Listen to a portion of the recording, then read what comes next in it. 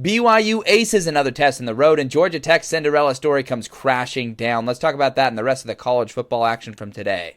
Say what you want about BYU this year, but they have aced just about every test that has been thrown at them this season. They did stumble in the Texas Tech game, but outside of that, they've just taken care of their business. They've gone on the road in some really difficult situations. This was another one against Cincinnati, and they just handled it. It never really felt like it was in doubt. Even after Cincinnati scored that touchdown, they couldn't really stop the Cougars. BYU, too physical, too disciplined. They get it done again.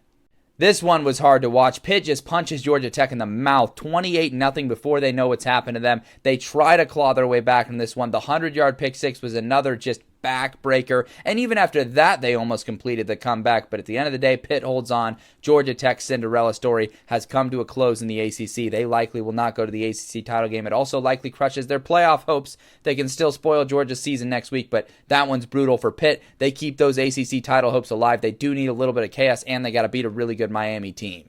This was the best game of the night. Utah had their playoff hopes hanging on by a thread against Kansas State. They could not get a stop to save their lives, and at the end of the day, they just kept scoring, so it didn't matter. A critical 2-point conversion return for 2 points ended up being the difference in this game. A 4-point swing, and Utah ends up winning by 4. Just an absurd game. If you haven't watched the highlights yet, go watch them. What a resilient effort by the Utes.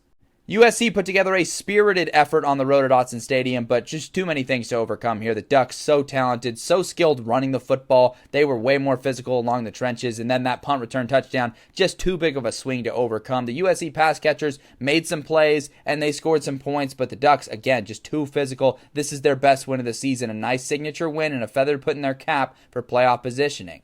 UTSA is going bowling, and they continue to play spoiler in the American. Every once in a while, they just decide, hey, we're the best team in this conference. They now have a win over ECU and Tulane. Tulane likely to be in the conference title game, and ECU had their conference title hopes crushed right here. That's a tough loss for them.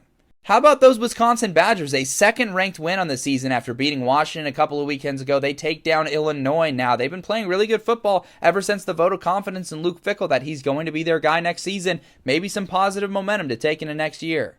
We all got the sense that Houston was a little fraudulent, and their 23rd ranking, despite being 8-2, kind of reflected that. And a TCU team that didn't look very good at all last weekend. They go on the road, they get the win. It's a tough one for Houston. Still a great year for Willie Fritz, but a fraudulent team losing and showing they are a fraudulent team. Finally, huge shout out to Stanford getting the job done, getting the axe, winning the big game against Cal. That is a terrible turn for Cal's season late here, but it makes your whole season if you're Stanford. This is now a successful 2025.